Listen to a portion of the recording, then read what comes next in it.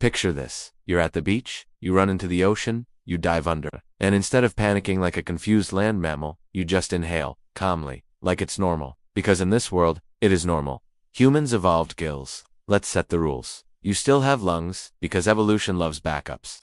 But you also have working gills that can pull oxygen out of water well enough to keep you alive. You can breathe in air or underwater. You're basically a two-environment model, like a phone that charges wirelessly and with a cable. So, would we move our cities underwater? At first everyone thinks yes. Atlantis, here we come. But then reality shows up wearing a hard hat, holding a clipboard, and looking disappointed. Step 1. What changes immediately? Drowning basically stops being a thing. That alone would be one of the biggest safety upgrades in human history.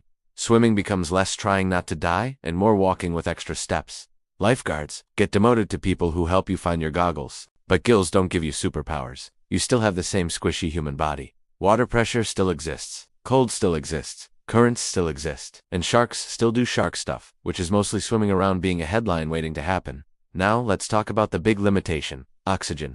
Air is ridiculously rich in oxygen compared to water. Water has oxygen, but it's spread out, and you have to move a lot of water past your gills to get enough of it. That means breathing underwater isn't free. It's more like jogging than sitting on a couch. You could survive down there, sure, but you wouldn't want to do intense work for hours, unless your gills are extremely strong. So early underwater living wouldn't start with skyscrapers. It would start with jobs. Fishing and diving industries would explode overnight.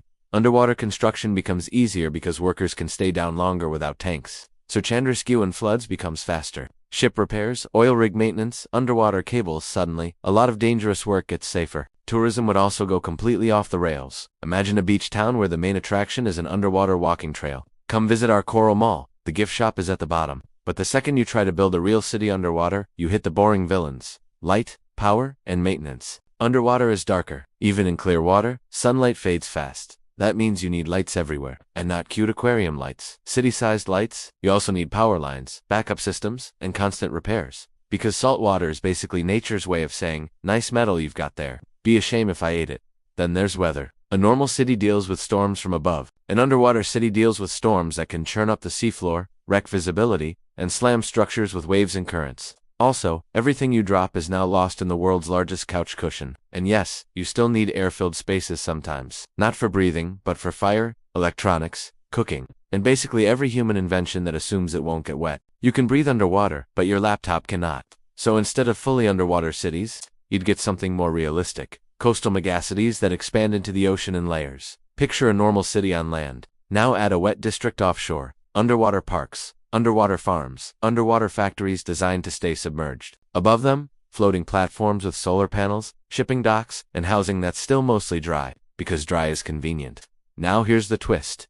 The biggest shift might not be cities moving underwater, but borders. Oceans cover most of the planet. If humans can live and work underwater, the sea stops being an empty gap between countries and becomes prime real estate. That would trigger a global rush for underwater space the way land grabs shaped history. Nations would argue over seafloors. Companies would build underwater towns near valuable resources. And people would migrate not just across land, but along coastlines and under waves, chasing jobs and safety. Which brings us to the climax. The most surprising result isn't Atlantis. It's that gills would make humans even better at being humans. Expanya, building, competing, and reorganizing the planet around whatever environment we can survive in. But we wouldn't abandon land. Land is still where sunlight is free, where stuff stays dry, and where you can start a fire without it turning into a sad bubble show. So would cities move underwater? Not completely. We'd build a second layer of civilization in the ocean, more like underwater neighborhoods, industrial zones, and transport routes than full sea capitals.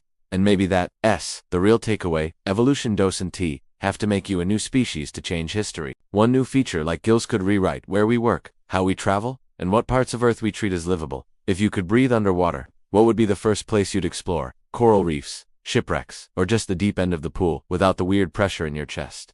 Tell me in the comments. And if you enjoyed this what if dive into science and imagination, hit like, subscribe, and I'll see you in the next one.